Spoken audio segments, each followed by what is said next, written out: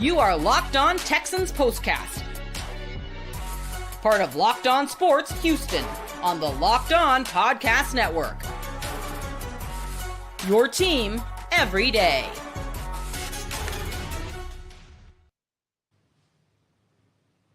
And it is another day where the Texans will leave Kansas City with what turns out to not only be a loss that might not affect the season necessarily because of the standings, but it will affect the way that this season plays out because of an absolutely brutal injury to a key player for this team for a second consecutive season. As at the end of the day, the Kansas City Chiefs go on and do what the Kansas City Chiefs do. They usually beat people at home. That's what happened today to the Texans. I'm Michael Connor. He is former Texans lineman Wade Smith. Welcome to the Locked On Texans Postcast this afternoon. Thank you for spending your Saturday afternoon with us. We've got a lot to get into from this game today. This episode of the Locked On Texans Postcast is brought to you by Hillsdale College. Go right now to hillsdale.edu/lockedon to enroll. There's no cost, and it's easy to get started. Wade, it feels like a somber type of show because of the biggest thing that's the biggest dark cloud over this game, as I just mentioned. Tank Dell taken to the hospital, according to the NBC broadcast at the end, with his leg stabilized because it sounds like it's a very, very serious injury. We don't know, but the way that they were describing the stabilization is for some sort of severe break or fracture somewhere in the leg for a player that snapped his leg last year. The emotion from the players today was just – outside of the loss, that's the biggest thing I'm walking away from this game from. Yeah, man, that was tough to see. Tank Dell was having his best game all year long. He made an amazing play that he got hurt on. The fact that we don't know the extent of the damage of the league of the knee, but that was a significant injury. The way he reacted and the fact that he was carted off, but he was able to hold on to that ball, maintain possession throughout. It didn't move at all. I have a lot of respect for Tank Dell. Already did, but that was an amazing play and put the Texans, within 1 point of the Chiefs. I believe that was in the third quarter still. I don't know if it was third or fourth quarter, but in the second half. And, it's a big injury because of what he brings to the table. You're already down Stephon Diggs. Mm-hmm. Now you're down Tank Dell. You lost a couple other guys in this game that it looks like it's going to be significant injuries with those guys as well. It's significant for the players that they lost. They lost Jimmy Ward this game. They lost Shaq Mason this game. Those are significant starters on this team, one on offense, one on defense. But Tank Dell's injury, that was huge. And offensively, the Texans struggled from that point on for the rest of the game. And it wasn't necessarily because guys weren't open. It was a combination of the offensive line not protecting CJ. It was a combination of drops. Dalton Schultz had should have been a throw and catch. It was a nice timing route thrown by CJ Stroud right on the money as Schultz breaks out to the sideline, and he drops what would have been a first down on a third down, and then, of course, the next possession, the Chiefs go down there and score a touchdown. So that was a big turn of events there. But you could tell that the players were significantly emotionally impacted by Tank Dell's injury and the significance of it and what he means to the team, not just as a player, but what he means as a guy in the locker room. What he means is somebody that everybody wants to see succeed. He's one of those guys that he's the smallest guy out there on the field, but is extremely talented, plays tough, plays hard, and everybody wants to see guys like that succeed. And for him to be having his best game of the year and then go down with injury like that, you saw the emotion. You saw lots of prayers. You saw tears. You saw guys pulling for one another, and I think that's a positive you can take from it to me is that, for one, the love and respect that Tank Dell has of and from his teammates, and the love and respect that the team has for one another. That's an important thing that can sustain you, that can carry you when you're trying to go on a playoff run. And just for what the culture is in the locker room, what the culture is over there at the building, you saw that on display. But at the same time, the Texans weren't able to overcome that as far as executing from that point on for the rest of the game. The Kansas City Chiefs, got to give them a lot of respect for the way they played the game. I thought that Andy Reid did an excellent job of calling the game. I thought Pat Mahomes, even though he was a little gimpy going into the game, he didn't play gimpy at all. There was maybe a time or two that he got hit, and you could tell that, he might have something wrong with them, but he didn't ever show it besides those one or two times. He was Pat Mahomes. They were smart with how they attacked the Texans. They didn't hold the ball very long. They got it out quick. They threw the ball on little screens to Xavier Worthy and threw the kind of not a full wheel route, but basically a designed, quick screen that turned into wheel routes throughout the game. They just did a really good job of getting the ball out fast. And then at times when they did hold the ball, protecting long enough so that Pat Mahomes could get the ball off. And then they got some help too. A couple of calls that was bogus as hell. I don't know what the hell was going on. You get they called pass interference on Tank Dell when the Texans were driving. Yeah, what was that? What the hell was that, bro? I don't know. I mean, and you expect when you go to Kansas City, stuff like that is going to happen. It reminds me of boxing, where it's like, all right, if you have a champion, you have to knock the champion out. You can't expect to beat the champion on points. And so you got to go up there to Arrowhead and you got to knock them out. And so the Texans didn't do that today. The Chiefs played well. The Chiefs got a little help, but the help wasn't what won in the game. What won in the game is that they just played a better ball game than the Texans, and the Texans came up short in it. And it wasn't like the Texans went up there and they laid an egg or anything like that. They moved the ball. For the most part in the game, they for the most part they did a good job of handling Chris Jones. He didn't just destroy them as much as you thought he might have going into that game. Like I said, Tank Dell had a pretty good game. Or he had his best game of the year before he got injured. Nico was doing work. Dalton Schultz caught multiple passes throughout the game. Mixon was mixing. I mean, he didn't have a lot of yards, but he had significant. It's a burst. He had spurts of plays where he made plays. He made plays where, on a 3rd and 1 where it should have been a tackle for loss, where he gets 5-6 yards out and gets a first down just by cutting out the back door. Like he's a big time back, and he makes plays that aren't even there for him. And you're going to need that going forward. You were glad that Mixon was able to come back in this game, finish the game healthy. That's one positive thing you can take from this. But when you look at the grand scheme of it, the Texans, that was a game that people didn't expect them to win. They were in the game for the majority of the game. They were in the game throughout, and they just didn't. They need to make a couple plays here or there as far as protection up front, making a big catch, making a big throw, making a big stop. That interception that Kamari Lassiter almost had, that would have been a big play. There was just times there that the Texans were close to making it, just didn't quite make it. And so you come out with a loss, and once again, I guess the Chiefs are probably like 14-1 now or whatever they are. And so, it's looking like the AFC is going to go through them. I don't even think they need to win. I think they might need to win one more game to clinch home field advantage throughout the program. Yeah, their schedule's really tough down the stretch. They've got 2 more teams. I think Steelers. They play the Steelers next. Yeah, Steelers and then Broncos, and then they're fighting with the Bills. But today, basically, it doesn't guarantee it, but all they have to do is split one of those 2 games. They're going to be the winners. Right. They'll get that bye.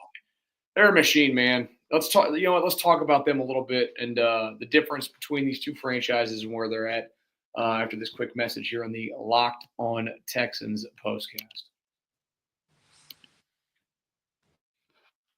Let's talk about PrizePicks right now because, are you looking to make your games a lot more fun? Well, right now you can do that by joining PrizePicks. Download that app today and get in on the action. They've got so much fun across the app. Join now because this holiday season, PrizePicks is giving away 2 free picks in December, and they're giving away $30+ million in rewards during Picksmas. You can sign up today and get $50 instantly when you play $5. You don't even need to win to receive the $50 bonus. It is guaranteed. As I mentioned, download the app today and use code LOCKEDONNFL to get $50 instantly after you play your first $5 lineup. Again, download the app today and use code LOCKEDONNFL to get $50 instantly after you play your first $5 lineup. PrizePicks, run your game. One more message before we get back to our Texans discussion. You know what's going on right now. I know that Wade's got an eye on one of the games going on right now. The college football playoff hasn't been great so far, the first two games, but that's okay. It is that time of the year. The college football playoff is back, and with the newly expanded 12-team format, it's guaranteed to be bigger and better than ever, bringing you all the hard-hitting and high-flying excitement that you love. TNT Sports coverage of the college football playoff begins December 21st, starting with the college football playoff kickoff show presented by AT&T at 11 a.m. Eastern. Leading into their first matchup, which we've already seen today, Penn State taking down SMU. Then right now, you've got Clemson taking on the Texas Longhorns. That one's going on at this very moment. Don't miss a moment of the action. Watch the college football playoff presented by Allstate live on TNT, True TV, TBS, and Max. Locked On Texans Postcast. I'm Michael Connor. He's Wade Smith, former Texans lineman. I mean, I know where your heart really lies with the Texans, but it's at least one of your former teams won today, right? Yeah, one of my former teams has done a lot of winning over the past I don't know, 5-6 years now. So that's not new. Like you said, they built a juggernaut. They do a good job of bringing in guys that are on the street, that are veteran guys that know how to play at a high level. You know, people want to go there and play. It's kind of like it was with the Patriots back in the day, where you get veteran guys that'll play for less money. They know that, you know, going to work every day is going to be, you know, it's going to be a different culture than what they're used to, but they're gonna go there and try to go win, and they expect to win. And you know, DeAndre Hopkins he was just hot. You know what I mean? He didn't have to beat you over the head by having a bunch of long plays, but when he needed it, he made plays. It's like having a second version of Travis Kelce. As far as just being a third down guy that's going to know how to sit down in the hole, make the good catch, do a spin move, and get you extra 2 yards to get the first down and move the chains. And then they just methodically move the ball down the field, 5 yards, 8 yards, 2 yards, 6 yards, 5 yards, 4 yards, 3 yards, 2 yards. It's like Brady. It's like you mentioned. It's like what Brady used to do. Yeah, I mean, and based off of their offensive line and based off the Texans defensive line, that was the type of game that it needed to be. And they do a good job of knowing where their strengths are and where their weaknesses are. And this is how we got to take advantage of what we do well. We have Pat Mahomes, who's the best quarterback in the league, that he has smart receivers and tight ends that know how to get open in the flat. He's got a play caller that's arguably the best one in the league for a long time now, that, you know, knows how to get the ball out fast, receivers that are willing to block for one another, running backs that get downhill and they're going to get you 2, get you 4, get you 6. You're not going to have too many tackles for loss. You know, the Texans did a good job a couple of times on, you know, 3rd and 2 and 4th and 1, getting stops against the Chiefs. But, you know, overall, they were able to run the ball and consistently getting 3s and 4s and 6-yard runs between Pacheco and Kareem Hunt. And then they were able to hit P. Ryan out of the backfield a few times for some big gains. Kareem Hunt. They just, like you said, they're a machine, man. And you see it up close and personal.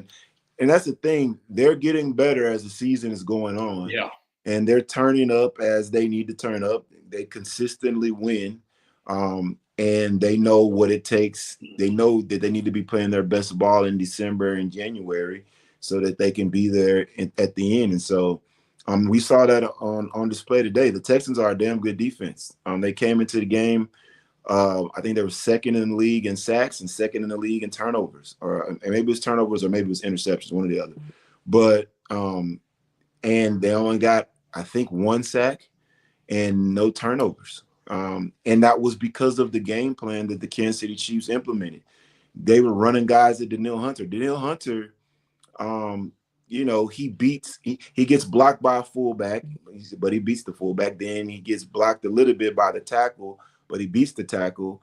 And he tackles Pat Mahomes, but Mahomes is smart enough, gets the ball out in time, so it's just an incomplete pass. That was one of those plays where you see Mahomes get up kind of gimpy, but he hops right up, and eventually they just convert, and they just figure out ways to convert. And you know, DeAndre Hopkins, one-on-one, I talked about the injuries.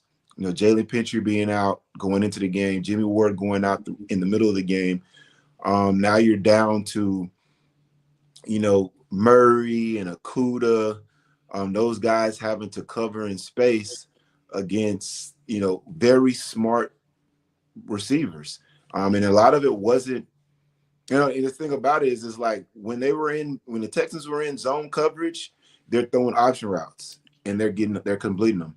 And when they're in man coverage, they're running the double slants with the wheel route or the swing route out of the backfield, and they're throwing it now and they're getting first downs that way. It's just they knew. I thought that Andy Reid knew how he was going to have to attack DeMeco Ryans' defense and Matt Burke's defense, and they just did a good job today of executing the plan. So it was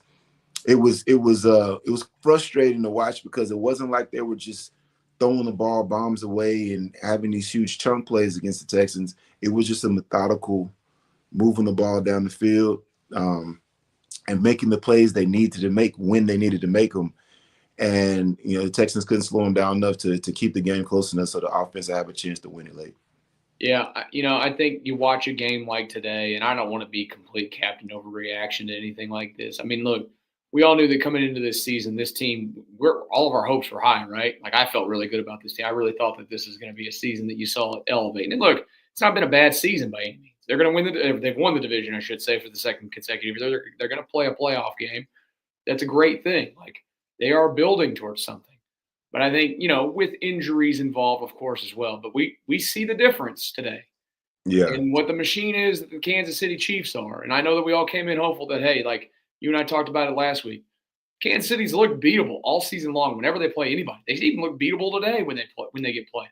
But they always beat everybody because there is just a different level that they play at every single week. And there is a different level that all their guys are at. And I think, I would assume that the Texans are taking a good look at that today and reminding themselves that, hey, you got to go back to work this offseason because it is going to take a lot of work to dethrone this machine in the AFC. Yeah, man. They have to go back to work to think about, if they see them again in a couple of weeks. Yeah, they could.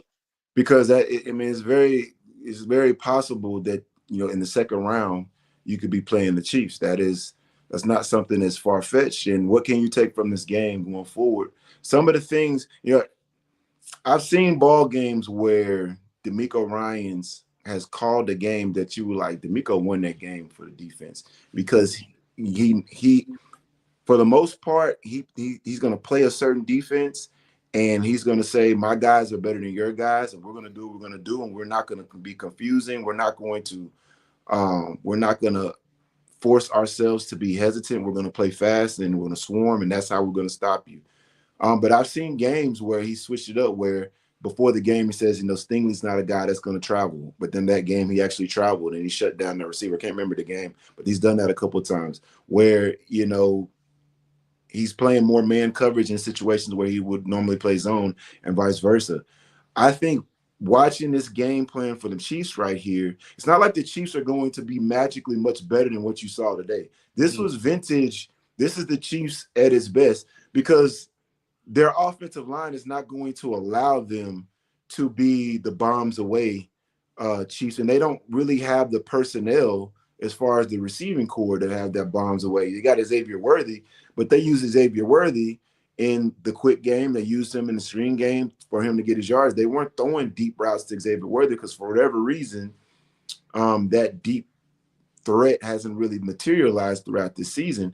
But they figured out ways to get him the ball. But I'm sure that you could look at this tape and say, there's some things that we can do that we could switch it up on Pat Mahomes and confuse him a little bit more and put yourself in position to turn that ball over. And like I said, the Texans had a couple of chances. They got the personal that the play where Pat Mahomes, they called an incomplete pass. I thought that was a fumble. Yeah. They got him for a personal foul, a legal hit to the head or whatever anyway. So even if it would have been a fumble, they would have taken it back. But you see that the Chiefs can be leaky. If you can force them to hold that ball just a little bit, they can be leaky up front, and the Texans' defensive line is going to have to capitalize on it if they see them again in the playoffs.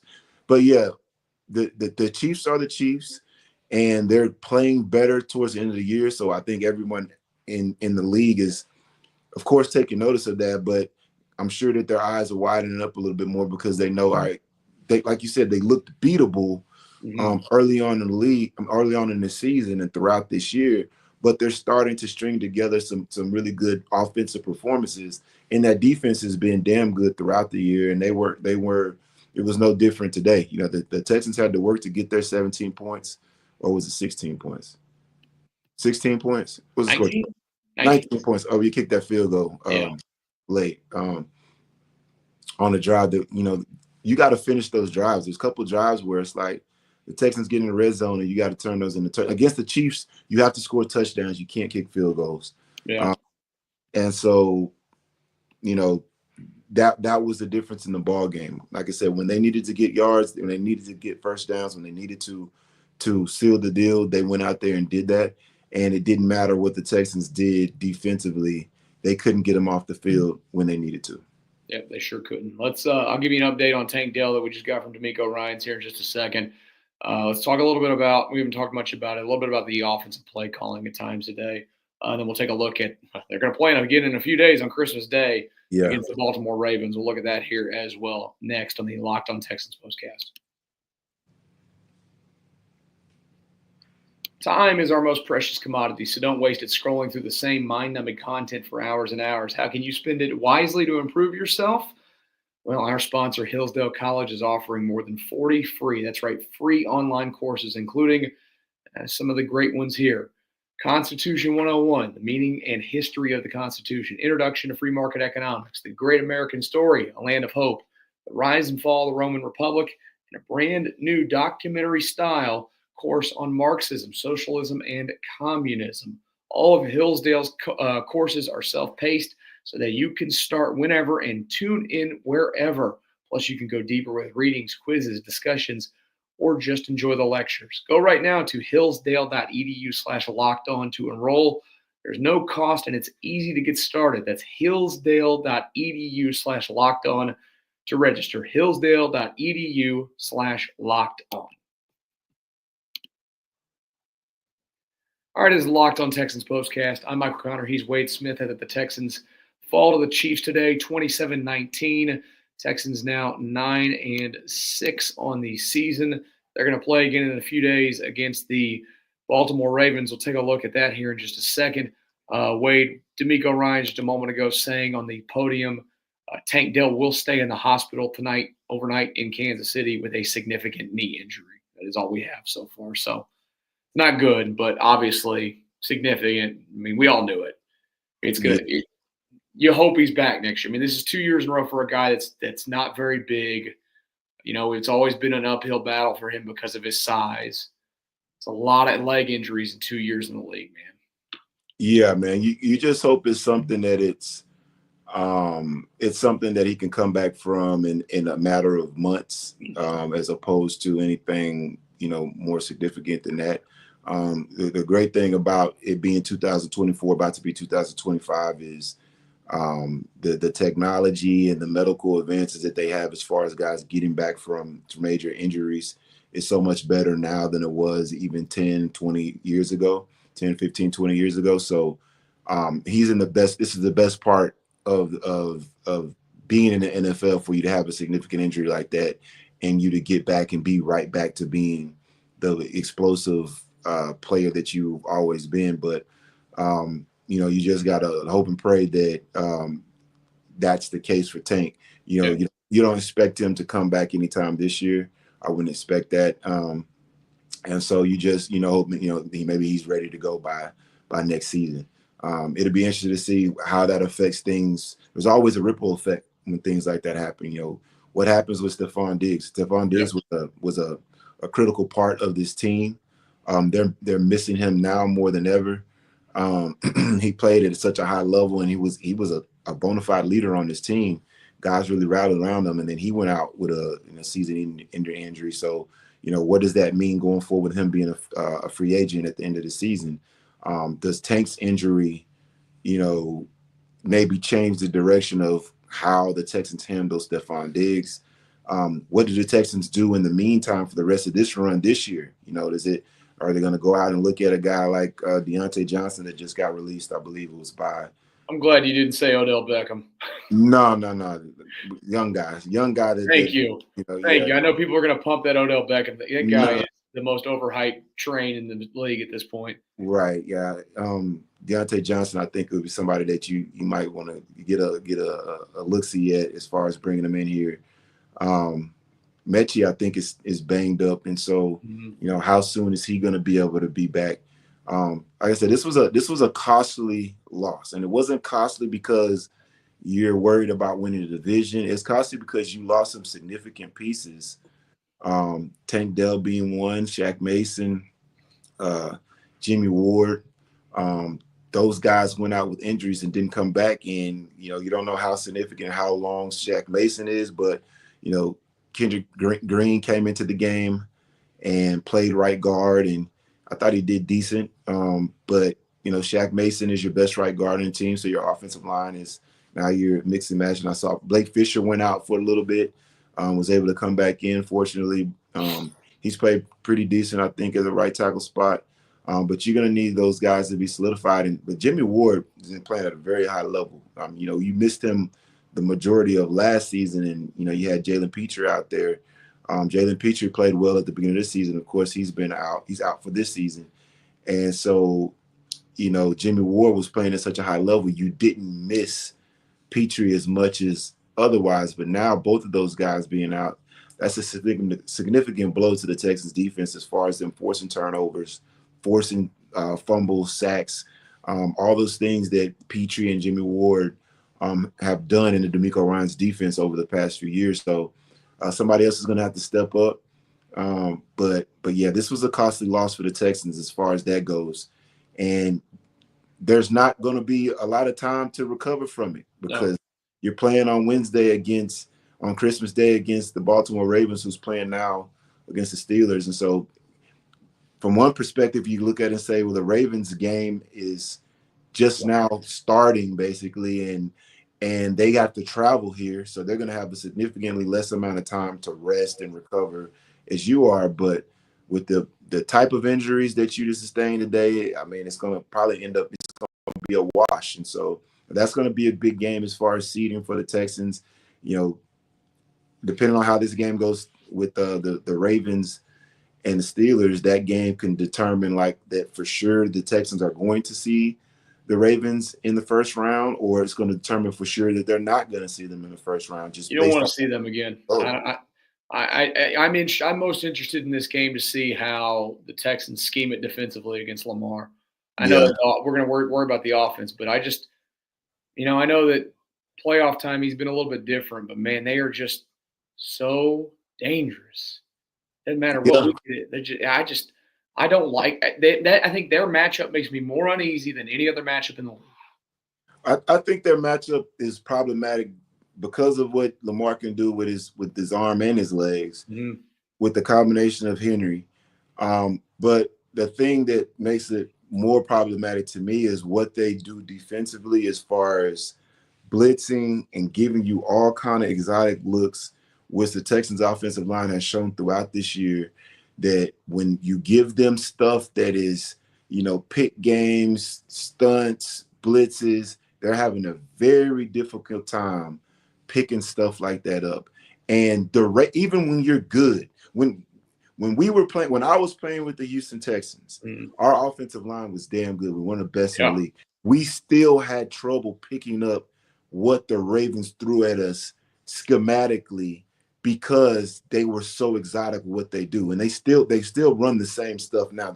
So when you have a group that has not been good with that, so now it's like, even if the defense has a good game against Lamar Jackson, what is the offense going to be able to do in order to win the game against an exotic defense like that? That's why, I would much rather see the Steelers in the first round. I'm going to be honest with you, the Steelers don't scare me at all. No, Russell Wilson doesn't scare anybody. He doesn't. Russell Wilson doesn't scare me. Even their defense. I mean, they have a good defense, but I'm good with running the ball downhill at them, and I like Nico Collins on whoever they throw out there to cover Nico Collins. I like that matchup, and they're not exotic in the way that the Ravens are, and so it's just more straight up. Can we get these guys blocked long enough to make a play? So it'll be interesting to see how this shakes out. It's coming real quick. I think it's cool that we're talking on Saturday, and we'll be talking again on Wednesday. Yeah. Late. Covering the game, and hopefully it's a W performance after it might be a few glasses of wine in. Just gonna go ahead and let that one out there. Yeah, it's gonna be. It's gonna be Christmas night, so yeah. We're gonna be in good spirits because it's Christmas Day. You're watching football on Christmas Day, and hopefully the Texans can get this game out of their mouth. It's a quick turnaround. Get this game out of their mouth, the bad taste out of their mouth, and come out with a big win against the Ravens on Wednesday on Christmas Day. Hey, and you know what? We didn't even bring it up. What's that? We get Beyonce as well. You got Beyonce at halftime, Netflix.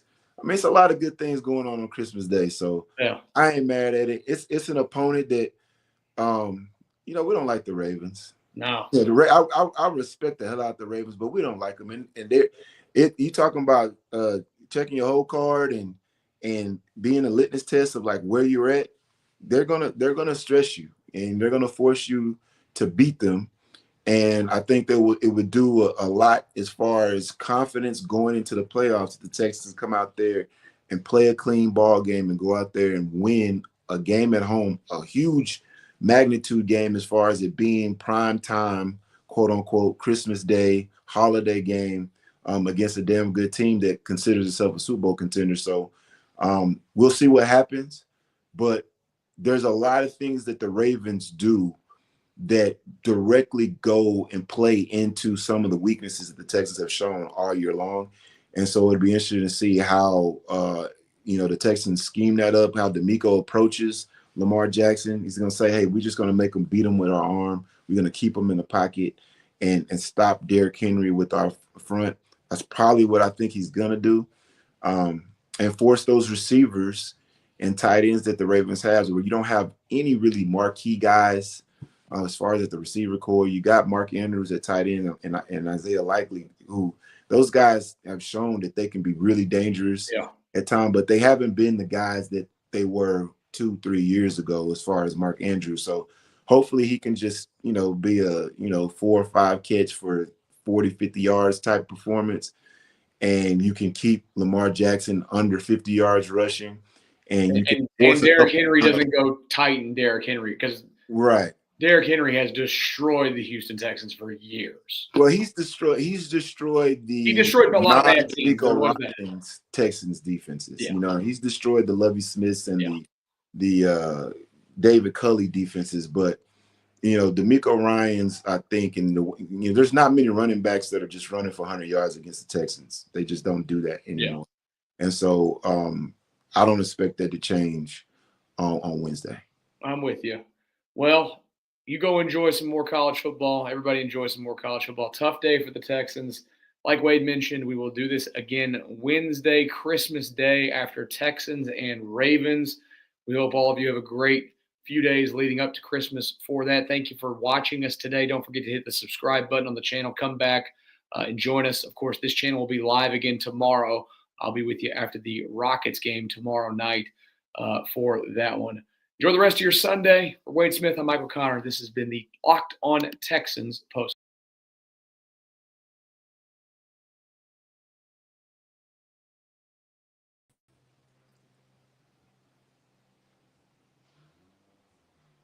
So I was going to ask, you're good.